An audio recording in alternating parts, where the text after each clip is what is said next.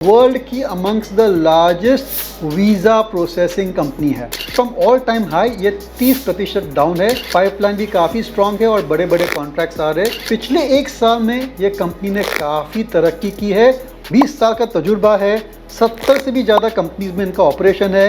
Complete package है when it comes to managing the visa. और 2029 में कहा जाता है कि almost 50% of the visa services will be outsource.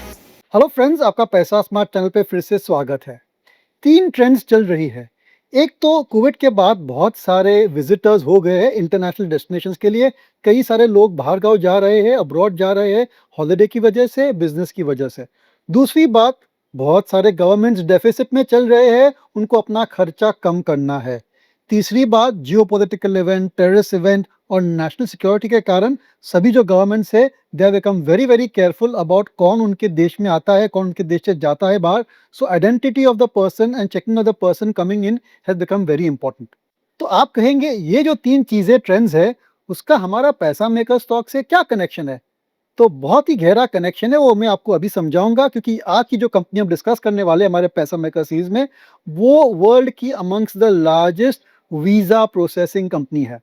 तो क्यों ये तीनों चीजें जो मैंने बताई आपको, ये जो कंपनी के लिए बहुत ही महत्वपूर्ण है। एक तो ट्रैवलर्स बढ़ रहे हैं, यानी कि वीजा की रिक्वायरमेंट बढ़ रही है। दूसरी बात यह है कि गवर्नमेंट्स जो अब तक खुद अपना वीजा प्रोसेसिंग और वीजा इश्यूएंस चला रहे थे, they would like to reduce the cost and outsource it to a reliable partner. लेकिन रिलायबल पार्टनर कैसे मिलेगा? क्योंकि ये जो सर्विस है नेशनल सिक्योरिटी, नेशनल इंपॉर्टेंस के लिए बहुत ही इंपॉर्टेंट है। क्योंकि जो भी आप पार्टनर सेलेक्ट करेंगे, जो भी आप एजेंट या आउटसोर्सिंग कंपनी सेलेक्ट करेंगे, आप उसको काफ़ी अच्छी तरीके से आप उसको समझेंगे, आप उसकी पूछताछ करेंगे, उसका चेकिंग करेंगे। उसके बाद ही उसको ये जो कॉन्ट्रैक्ट है आप देंगे, ताकि वो जो अपना काम है सेफली, सही तरीके से और ऐसी तरीके से करे कि जिनको वो वीज़ा दे रहे हैं वहाँ पर कुछ ऐसा नहीं हो जाए कि गलत लोग उनके कंट्री में आ गए हैं। इसलिए ये जो कंपनी है जिसका नाम है BLS इंटरनेशनल, ये हमारा पैसा मेकर स्टॉक है इस आज की तारीख में। और ये जो कंपनी है, हमने 1 साल पहले इसको भी डिस्कस किया था इन द पैसा मेकर सीरीज। उस टाइम भाव था अबाउट 360 के आसपास, और आज भी करीबन 1 साल 1 महीने के बाद वही लेवल पर ये कंपनी ट्रेड कर रही है। आश्चर्य की बात नहीं है, क्योंकि सेंसेक्स निफ्टी भी किधर भी गए नहीं है पिछले 1 साल में, so that's not very surprising. लेकिन पिछले 1 साल में ये कंपनी ने काफ़ी तरक्की की है, और उसकी वजह से और प्रॉफिट ग्रोथ की वजह से इसका जो वैल्यूएशन है वो अब मेरे ख्याल से काफ़ी अट्रैक्टिव लेवल पर आ चुका है। देखिए friends, this is not a recommendation. एक इंटरेस्टिंग कंपनी हमने देखी, हमने आपको उसके सामने डिस्कस किया, हमारे विचार आपके सामने पेश किए। आप खुद अपना रिसर्च कीजिए before you look at buying this company. थोड़े उसके जो बिजनेस प्रोपोजिशन है, उनका जो बिजनेस मॉडल है और कुछ खास बातें हैं, वो हम यहाँ पर पेश करेंगे after taking at very strong look at the investor presentation. और कुछ इन्वेस्टर प्रेजेंटेशन की स्लाइड हम यहाँ पर आपके सामने पेश करेंगे, ताकि आप अच्छी तरीके से समझ सकेंगे कि ये जो कंपनी है उसका बिजनेस क्या है, उसका पोटेंशियल क्या है। तो ये हमारी पहली स्लाइड है, जहाँ पर लिखा है BLS international at the glance. तो आप देख सकते हैं कि करीबन 75% revenues come from visa and consular services, यानी कि वीजा इशुएंसेज, और करीबन 25% कम फ्रॉम डिजिटल। लेकिन जो डिजिटल बिजनेस है वो एक अलग कंपनी में है, BLS ई सर्विसेज, जो भी लिस्टेड है। लेकिन ये जो कंपनी है उसका प्राइम बिजनेस है वीजा एंड कॉन्सुलर सर्विसेज, इसलिए हम यही बिजनेस पे और यही कंपनी में फोकस करेंगे। 20 साल का तजुर्बा है, 70 से भी ज़्यादा कंपनीज में इनका ऑपरेशन है, 46 गवर्नमेंट्स उनके क्लाइंट है, और 3,60,000 एप्लीकेशन उन्होंने प्रोसेस किए। यानी कि आप इसका पूरा स्केल समझ सकते हैं।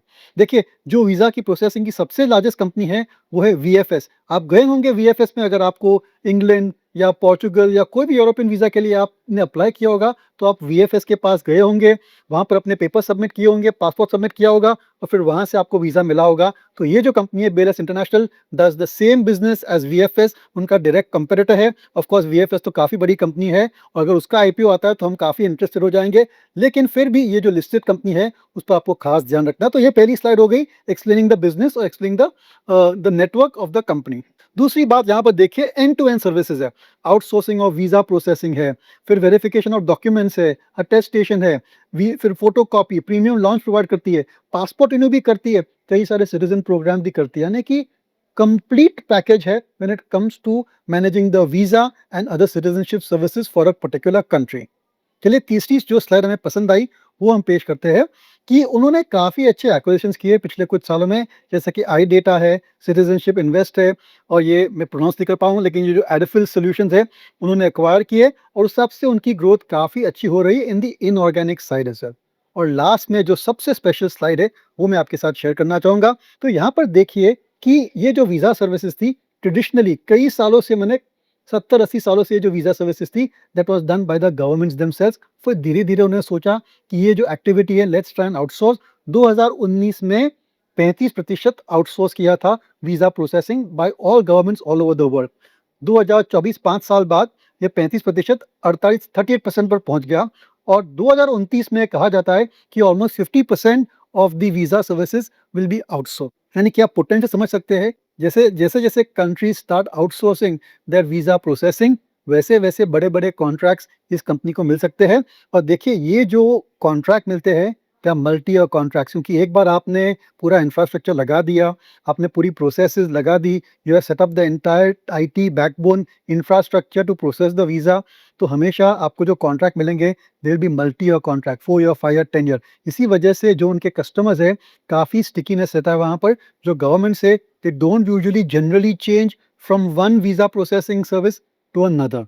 तो ये एक एडवांटेज बन जाता है, लेकिन एक रिस्क फैक्टर भी है, क्योंकि अगर बड़े-बड़े कॉन्ट्रैक्ट्स रिन्यू नहीं होते, तो ऑटोमैटिकली उनकी नेट रेवेन्यूज़ और प्रॉफिट्स पर असर आ सकता है। लेकिन ये हम डिस्कस करेंगे, और उसका सुझाव क्या है, उसका मैंने बेसिकली ये रिस्क फैक्टर कैसे मैनेज कर दिए, वो भी हम डिस्कस करेंगे वीडियो के अंत में। कुछ ऐसी खास बातें मैनेजमेंट ने कही है in the latest con call, जो हम यहाँ पर हाईलाइट करना चाहेंगे। पहली बात यह है कि इनकी जो ऑपरेटिंग प्रॉफिट मार्जिन है वो एक्सपैंड हुई है, because they have taken more and more centres on their own. माने वो भी आउटसोर्सिंग कर रहे थे, तो वो उन्होंने एक्टिविटी बंद कर दी। इसकी वजह से जो मार्जिन जो उनके पार्टनर्स को मिल रहा था, वो उनको मिलने लगा। तो ये जो स्टेटमेंट उन्होंने कहा है, biggest advantage was the margin which was kept by the partner is now coming in our books. जो वीज़ा ग्लोबल आउटसोर्सिंग मार्केट है, मैनेजमेंट का कहना है वो 14% ग्रो कर रहा है।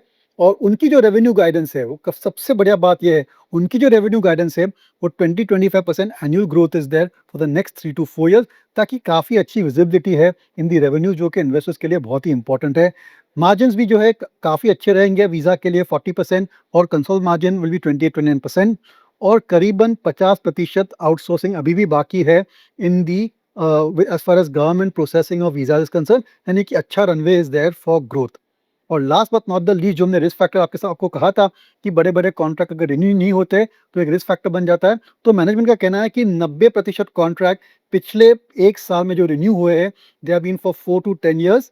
जैसे कि यूएस गवर्नमेंट का कॉन्ट्रैक्ट 10 साल तक रिन्यू हुआ है, इसलिए there is clear visibility for next 4 to 5 years और 6 to 7 years of our revenues. Pipeline भी काफ़ी स्ट्रांग है, और बड़े बड़े कॉन्ट्रैक्ट्स आ रहे हैं for which they are going to bid. तो ये थी स्टोरी अब तक बीएलएस इंटरनेशनल की। चलिए आगे देखते हैं कंपनी का स्टॉक डेटा क्या है, रेवेन्यूज, प्रॉफिटेबिलिटी, वैल्यूएशंस क्या है। तो at a current price of 366, ये जो कंपनी है इसका मार्केट कैपिटलाइजेशन करीबन 15,000 करोड़ है। It has come down from a high of 522, यानी कि फ्रॉम ऑल टाइम हाई ये 30% डाउन है। लेकिन इसका परफॉर्मेंस काफी अच्छा रहा है पिछले कुछ क्वार्टर्स में। स्टॉक की पी मल्टीपल काफी रीजनेबल है 26.6 टाइम्स, और आरओसी आरओई तो देखिए बहुत ही बढ़िया है एट 33.6% एंड 34.3% एज वेल। और सेल्स प्रॉफिट आफ्टर टैक्स भी काफ़ी हेल्दी है एट 2411 करोड़ सेल्स है, प्रॉफिट आफ्टर टैक्स 565 करोड़ है। कोई भी पैरामीटर आप देख लीजिए, ऑपरेटिंग प्रॉफिट मार्जिन, अर्निंग्स पर share growth, return for last 3 years 5 years, सभी चीज़ें मेरे ख्याल से काफ़ी अच्छी है, और आपको ज़रूर से इस पर ध्यान देना चाहिए।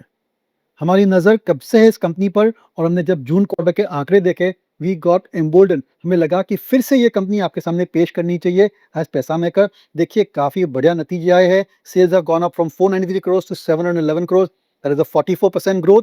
Profit after tax from 121 to 181 crore, यानी कि पिछला पास ट्रैक रिकॉर्ड भी अच्छा है, करंट वर्किंग भी अच्छी है। मैनेजमेंट का गाइडेंस है 20-25% ग्रोथ पॉसिबल है। जो जो उनकी इंडस्ट्री है जहाँ पर वो ऑपरेट करते हैं, वहाँ पर काफ़ी अच्छी स्कोप है ग्रोथ करने के लिए, because more and more governments will outsource their visa processing.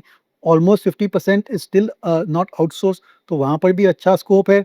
और ये ऐसा बिजनेस है कि आम आदमी या कोई आम कंपनी नहीं कर सकती है। It takes a very long time to establish the connection, to get the confidence and the trust of the customers. जी हाँ, गवर्नमेंट को आप पर ट्रस्ट होगा, तभी उनकी वीज़ा प्रोसेसिंग सर्विसेज आपको देंगे करने के लिए। तो ये जो ट्रस्ट इस्टेब्लिश करना है वो काफ़ी इंपॉर्टेंट है, और ये जो ट्रस्ट है, ये जो कॉन्फिडेंस है, that is one of the biggest strengths of this particular company. चलिए अंत में रिस्क फैक्टर डिस्कस करते हैं। तो जैसे मैंने कहा, अगर एक या दो बड़े कॉन्ट्रैक्ट रिन्यू नहीं होते हैं तो डेफिनेटली उनके रेवेन्यूज पर असर आ सकता है। लेकिन ये जो कंपनी है, it is dealing with more than 46 governments, इसलिए थोड़ी बहुत डाइवर्सिफिकेशन है उनके रेवेन्यूज में।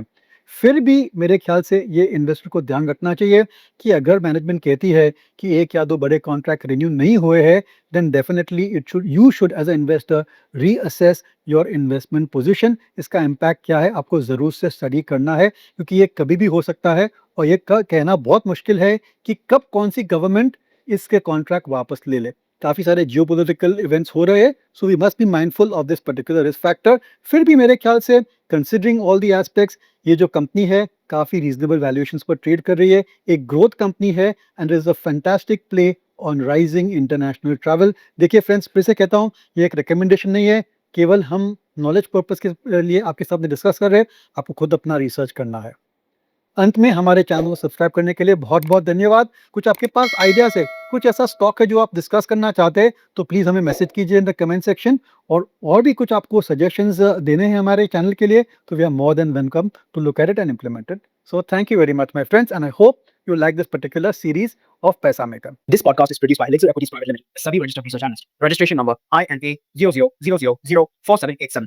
The information provided in this podcast is for educational and informational purposes only and should not be considered as investment advice. Investment in securities market are subject to market risk. We strongly advise all investors to read all related documents carefully before investing.